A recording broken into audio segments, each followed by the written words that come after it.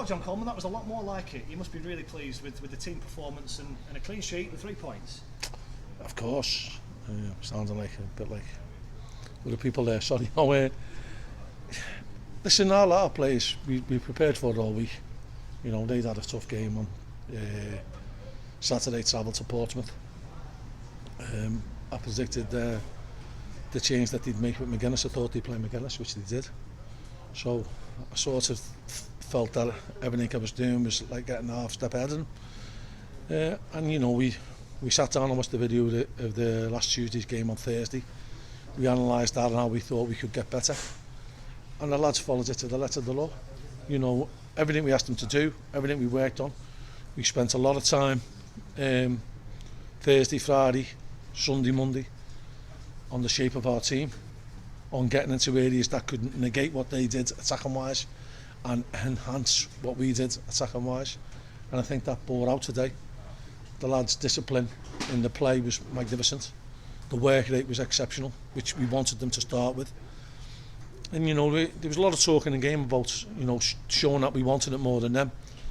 And I left the lads going out at R5 saying, you know, we've got to put wants to bed now and like to win. You've got to need to win. You've got to show that you need to win. And we showed that today. You know, we ran ourselves into the ground, made some great chances.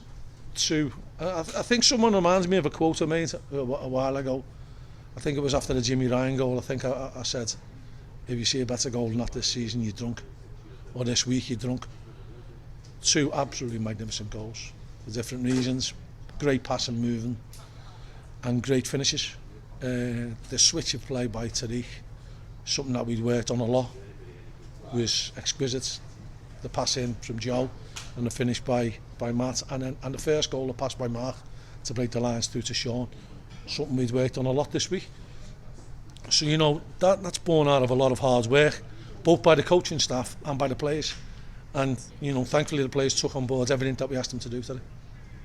You've set the standards high earlier in the season and for most of the season. How much was it about, you talked about work rate and things like that, just getting back to that? It's not easy, but you get your rewards when you get there. Well, it is, but you know, I stood here, probably the same spot, no, further down there in the dugout yesterday. And you know, I was saying that, you know, I think we spoke about, are these the games that, you know, people write you off and you come up with a win? And I think I said to you, in all the time I've been here, we'd expect us to beat anybody. And I really mean that. You know, we can play anybody, and on our day we're good. And you know, thankfully while I've been here, we've had lots of good days. But again, you can't get carried away with it. You know, they're a good side, Hull, but we know we're a good side, and we know we just fell off the pace for 2 games, particularly the first half against Gillingham, and just minor things that multiplied against us last Tuesday. And you need that little bit of luck, you need that bounce of luck.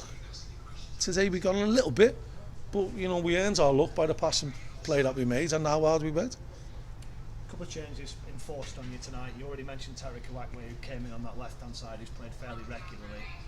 Got to mention Ben Barkley though, coming in a centre. I have to. He was absolutely outstanding. I think someone compared him to a Rolls Royce. We've had a few of them compared in the past. He was superb, considering he hadn't played, and you know, thankfully we got some minutes into him last week, and I think that's done him the world of good.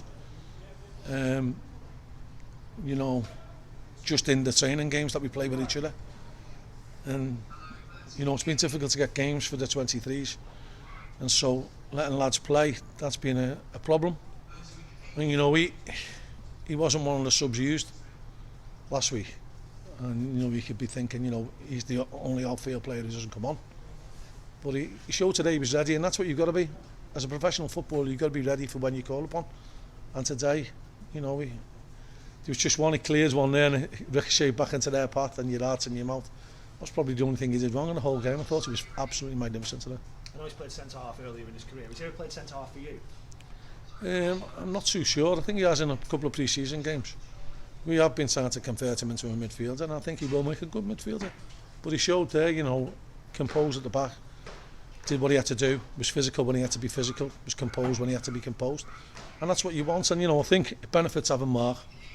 you know, the wise old sage Mark, who's 87.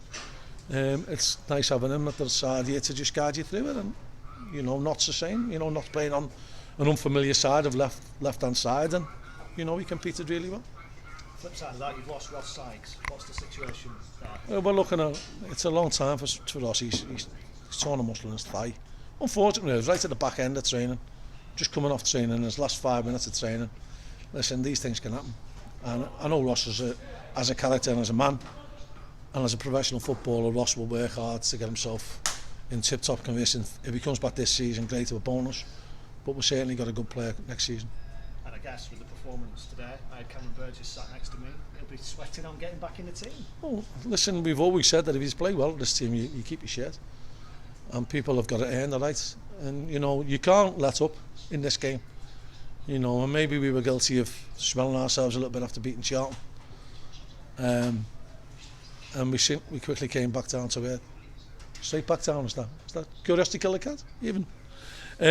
So we did come back down to earth, but you know, the lads have worked hard again, and pleasing thing for me was you could see how much it meant to them to get a clean sheet. You know, even 2 minutes into injury time, when you could be take your foot off the gas, they're not going to score 2 in a minute, you'd think, but they were fighting to keep that clean sheet, and you know, that's a great testament. We've kept, you know, lots of clean sheets this season against fancy teams, so you know, we've got to keep doing it.